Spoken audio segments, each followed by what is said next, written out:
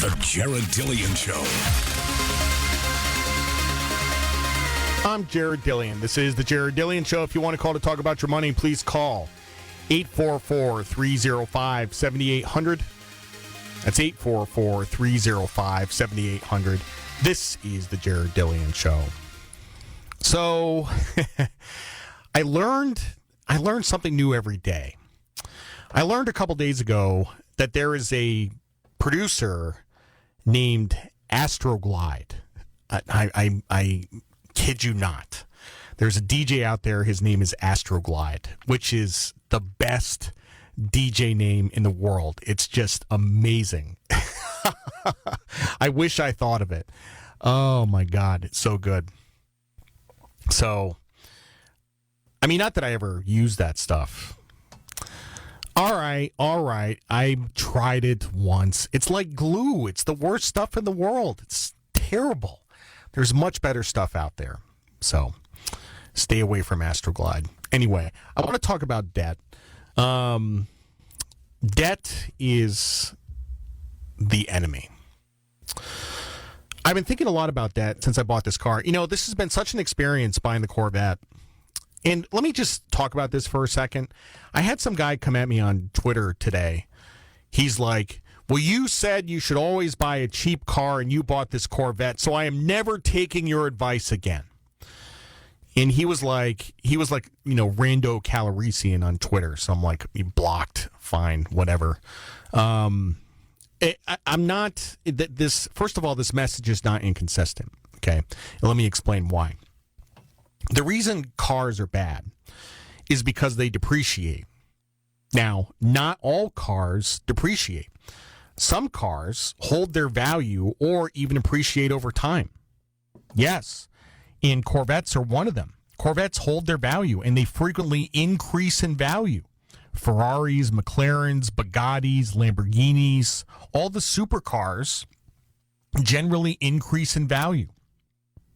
It's not true for Maseratis. Maseratis depreciate. Actually, they depreciate very quickly. I'm not so sure about Bentleys. But a lot of the high-end cars, the super luxury cars, actually increase in value. That's the reason that buying a car is bad. That's the reason that a car is the worst investment you can ever make, except for the cases in which it's a good investment. Okay? So it's not like I just abandoned my principles and bought this expensive car, and now I'm telling you not to buy cars and I'm a complete hypocrite.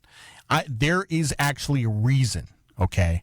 There's a reason why I did this. So, in fact, I learned yesterday about a guy, a friend of a friend of a friend of a friend of a friend, who collects Corvettes, has a warehouse of them. He buys them and parks them in a warehouse and never drives them and just waits for them to go up in value. Yeah. So it's different. It's different than a Ford Taurus. Okay. It's different. So, and I did not use debt. I even tried to use debt. I did. I walked in there thinking to myself, if I can get a 2% interest rate or less, then I will finance this car because money is cheap and, you know, I'm financially sophisticated and I can do this, you know, and they showed me a 6% interest rate. So I paid cash. And what do I say about cash all the time? Liquid net worth, cash, is the most powerful force in the world because it allows you to take advantage of opportunities. So I went in the dealership over the weekend to read these guys the riot act for not delivering my car that I ordered. And I saw this car in the showroom and I had cash and I bought it with cash.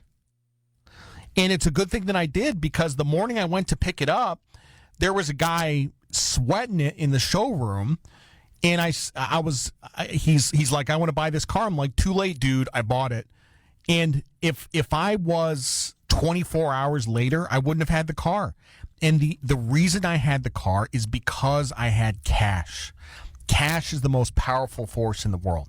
It sits there waiting for opportunities. There's a million personal finance lessons from this experience. And I'm excited about it.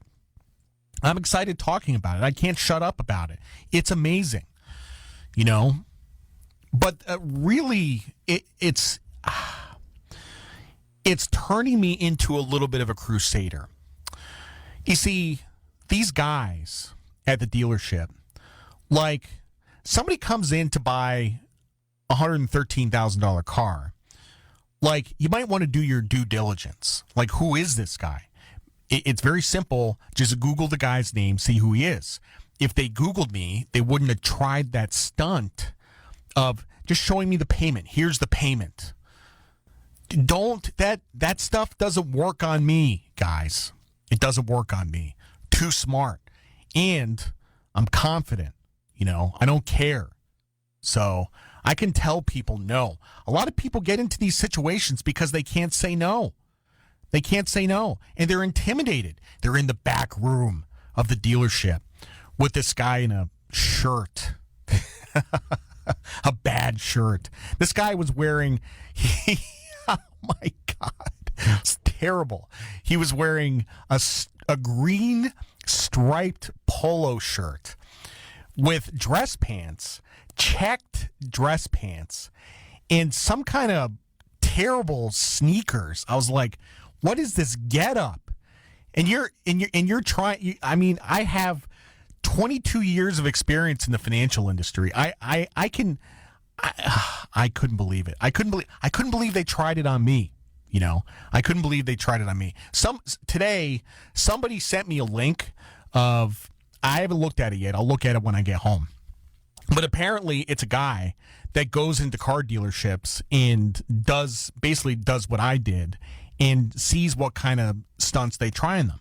This is an unregulated business, and this is how people get financially ruined because they don't know what questions to ask and they don't know how to say no. And the whole thing, I said this on the morning show this morning. The whole thing with the 84-month loan. The reason they call it an 84-month loan is because if they called it a 7-year loan, you wouldn't take it. You're like, oh, my God, that's 7 years. 7 years to pay off this car. 7 years of famine. And, but 84 months, people can't do the math. 7 times 12, carry the 4. They can't do the math, so they don't know that 84 months is 7 years. The whole thing is a scam. It's an incredible scam. If you walk into a car dealership, you're taking your life into your own hands. It's nuts. It's nuts. Oh, man. This is why I'm here. This is why I'm here on the radio talking to you, is to increase your level of financial sophistication. Because you go into a car dealership and you are utterly defenseless, okay? And I know way more than most people, and to a certain extent, I am still defenseless, And the other part with me is I have money, so like I'll pay the full sticker price, and I hate haggling, so I don't generally do that. But and the other thing that I didn't even talk about this is the crazy part. Okay, so I turned down the financing, and the guy was upset. Too bad. So then he says, write out a check for $118,000, blah, blah, blah. And I'm like, well, I want to see the invoice. And he refuses. Like, he says, no, just write out a check for $118,000, blah, blah. I'm like, no, I want to see the invoice. What's on the invoice? So he shows me the invoice, and there's all kinds of crap on there. There's this thing for $875. And I'm like, what's this? He says, well, that's key replacement and insurance in case you lose your keys. I'm like, I would have to lose my keys 20 times in order for that to pay off. And I never lose my keys. So get rid of that. And what's this thing here for $1,450? He says that's tire and rim insurance. I'm like, okay. In a Corvette, I definitely want tire and rim insurance. But still, I saved myself $875. This is all free cash flow to equity for these guys. Can you imagine $875 for key insurance? That's insane. That's insane. So I have no idea how much money they made off of me. I wish I did. I mean, they did make some money off of me, but they would have made a lot more if I financed it at a 6% interest rate. They weren't going to tell me the interest rate. A $95,000 loan at 6% interest, I would have paid $50,000 in interest. It's all profit. It's crazy. So I got to tell you, so I have a guest on at 7 o'clock at the top of the hour. It's Dave. It's our friend Dave. He's back on a Thursday. So we're going to talk to Dave. But I'm dead serious. I want to hear your car stories. If you have stories about buying a car, call 844-305-7800. Call me up. I want to hear it. Let's talk about this stuff because this is bad.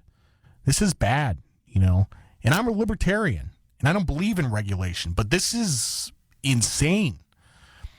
These people are the bottom rung of society, the filth that prey upon the unsophisticated.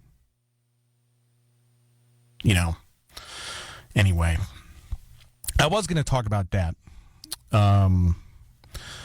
In terms of car loan debt, it's all anybody cares about is the payment, and what matters, the payment is not what matters. What matters is the interest rate. And they can do all kinds of financial engineering to get the payment to where you want it. But you're getting screwed, but you don't know that you're getting screwed. You're getting screwed somehow. You're getting screwed because the term of the loan is longer. You're getting screwed because the interest rate is higher. It's not transparent to you. So, anyway, we're going to be back. What are we going to talk about? We're going to talk about something completely trivial and nonsensical. We're going to talk about how much money should you carry in your wallet. I'm Jared Dillian. This is The Jared Dillian Show.